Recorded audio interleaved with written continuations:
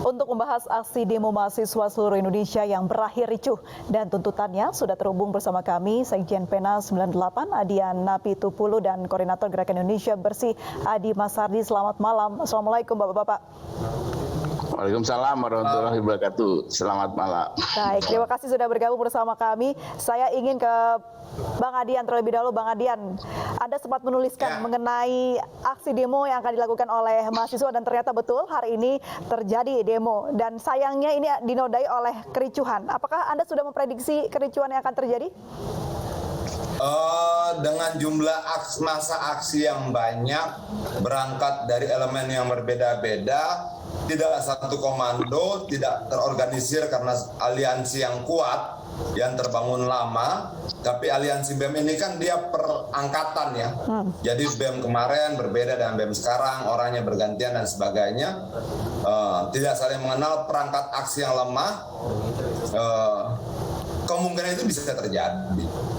Kan dialektika lapangan itu kan seringkali unpredictable ya, sulit untuk diduga. Itu loh. Baik, saya ke Bang Adi. Bang Adi, ini Anda melihat kalau boleh kita mundur sedikit dari rencana demo ini. Awalnya demo akan direncanakan di istana, lalu tiba-tiba ini beralih ke DPR begitu. Anda membaca ini seperti apa? Apakah pernyataan Presiden di malam sebelum demo ini bisa menjadi pamungkas untuk beralihnya lokasi demo mahasiswa ini? Saya happy ya, merasa bahagia bahwa pada akhirnya anak-anak itu, adik-adik mahasiswa itu muncul kesadaran moralnya. Kenapa ini terjadi? Karena mereka, padahal kan selama 2 tahun mereka hampir tidak pernah gaul karena COVID. Ya, pandemi. Tiba-tiba ya, Bang Adi. Karena pandemi, tanpa konsolidasi, tanpa apa nih, mahasiswa-mahasiswa dari kampus-kampus rakyat ini memang merasakan keprihatinan yang dalam. Mereka pasti mendengar ibunya menjerit soal minyak, soal gas, soal harga bahan pokok yang lain, sehingga mereka secara spontan muncul di situ. Niat mereka tentu saja sangat baik, mereka tulus, karena itu mereka nurut aja ketika disuruh pindah, gitu kan, nggak ada perlawanan. Jadi dari situ. Nah, persoalannya kemudian ini kan karena terlalu berlebihan menanggapi dengan kekhawatiran, sehingga persiapan penanganannya juga begitu menakjubkan, seolah-olah di Indonesia ini tidak pernah ada demonstrasi, padahal kan hal yang biasa. Kalau di ini dengan santai sih nggak ada masalah. Bahwa kalau melihat anak-anak itu yang nurut suruh pindah kemarin, pasti tidak, itu bukan mereka yang melakukan kerusuhan. Saya memantau dan juga mendapat berita teman-teman, kayak misalnya kan di suatu tempat, saya nggak tahu di mana, tiba-tiba muncul Ade Armando yang kemudian ada insiden di situ. Nah, pertanyaannya adalah siapa yang menyuruh Ade Armando masuk ke ranah publik di tengah masyarakat yang dia cederai. Dia kan menjadi public enemy, itu kemudian muncul, kemudian ini jadi kasus. Nah, kasus yang beredar kemudian kan soal Ade Armando, yang lain-lain.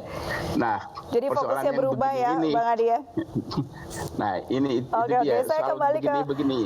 Bang Adian, Anda selaku anggota DPR, Anda melihat tuntutan mahasiswa ini wajarkah? Wajar, kalau selama tuntutannya rasional ya wajar.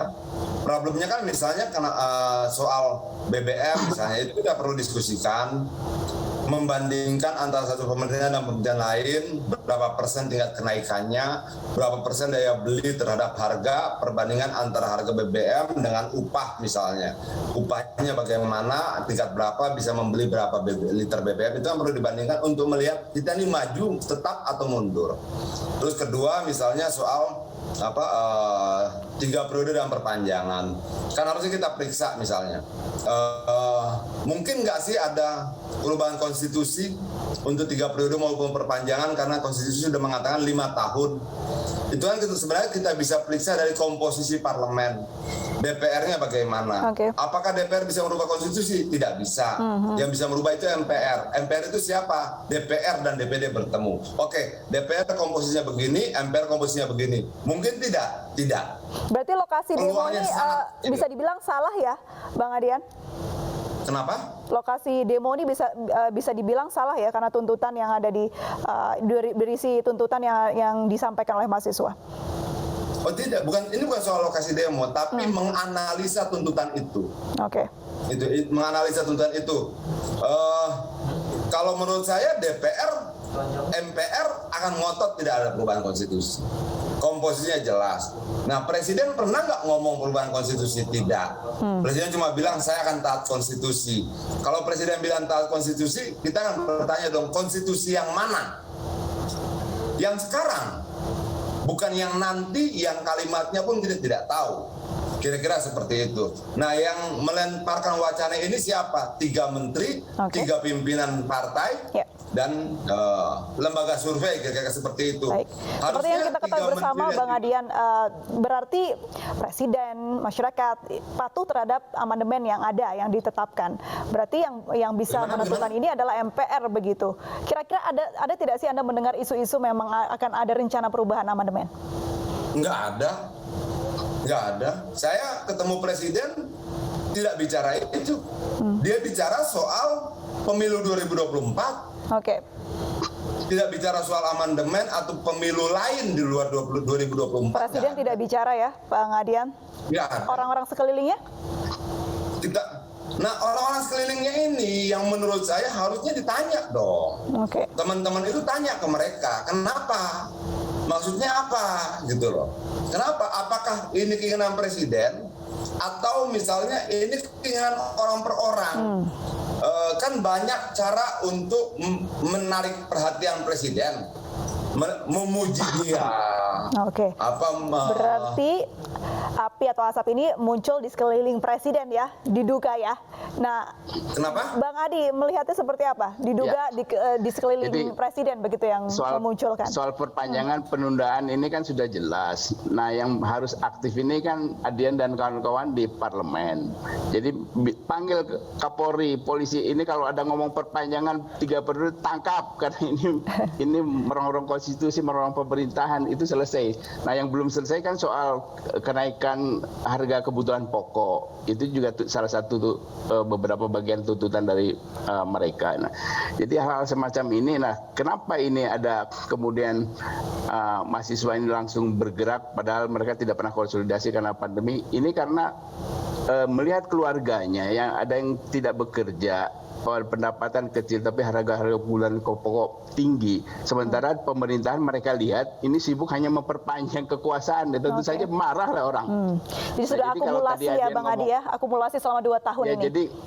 Jadi kalau Adian tadi bicara begitu, bicarakan lagi dengan teman-teman di parlemen, ini loh persoalannya. Jadi kita mulai sekarang menyatakan bahwa yang ngomong penundaan pemilu, yang ngomong perpanjangan 3 periode itu melanggar hukum, bisa tangkap. Nah, kemudian tinggal bagaimana persoalan kepuasan rakyat yang sesungguhnya, karena kayak ini yang saya alami sendiri nih, istri saya itu udah marah-marah mulu karena uang nggak pernah cukup. Dia bilang, kamu kan dulu suka demo tuh sama Adian, kok sekarang kamu diem aja. Baik, terakhir mungkin pandangan dari Adian, Bang Adian, silakan. Iya, kalau langsung tangkap ya kagak bisa lah Bang. Bagaimana juga itu kan selama tidak pidana tidak bisa. Atau colek, kalau tidak bisa ditangkap dicolek dulu Bang Adian. Bukan, sebentar dulu Mbak, biar kelar dulu. Tapi secara partai PDI Perjuangan jelas, bahkan dia menarik usulannya tentang PPHN agar tidak ada penunggangan isu apapun terkait dengan amandemen. Itu sikap yang luar biasa. Lalu kita juga bertanya pada teman-teman partai lain di parlemen tentang sikap masing-masing, dan itu clear. Bahkan beberapa waktu lalu salah satu yang minta isu perpanjangan juga menarik kembali ucapannya. Dari komposisi itu kita juga bertahan Bang. Kita juga mempertahankan bagaimanapun juga pembatasan masa jabatan presiden ini kan buah reformasi yang kita perjuangkan sama-sama dulu toh. Baik Bang tidak Adian. mungkin kekuasaan tidak dibatasi. Artinya sebagai bagian dari generasi 98 kita juga pasti akan fight dong. Oke. Terima kasih Bang Adian atas insight-nya. Kita harapkan ke depan ini bisa menjadi buah manis juga, karena kita di bulan Ramadan semoga kita dapat berkahnya begitu ya. Terima kasih Bang Adian juga Bang Adi sudah bergabung dan berbincang bersama kami.